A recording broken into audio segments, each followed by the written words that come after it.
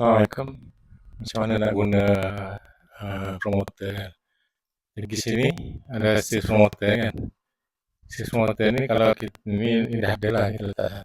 Kalau ni kita letak ni kalau demo dah ada. Kita create new macam biasa lah, macam supplier kita letakkan nama promoter baru lah.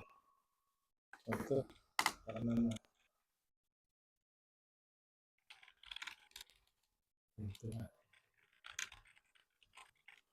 promoter.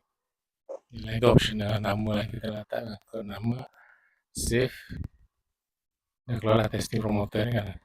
Kemudian bila kita buat sales, sale ni, point of sale ni member ni promoter. Saya je promoter ni kita testing.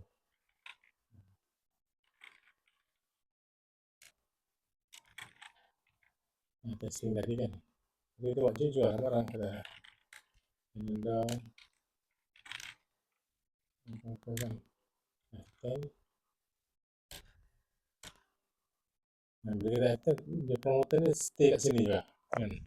Sehingga kita tukar promoter lain kan.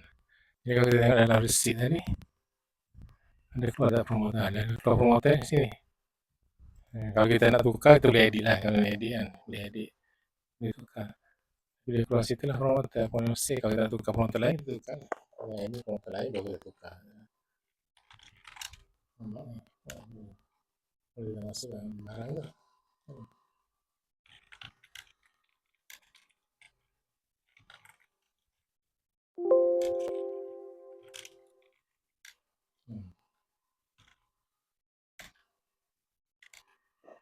Okey, macam tu.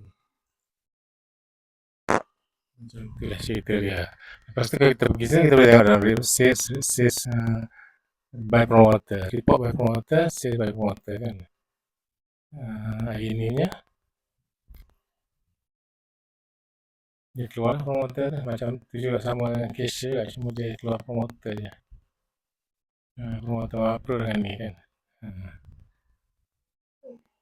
Okey, Assalamualaikum.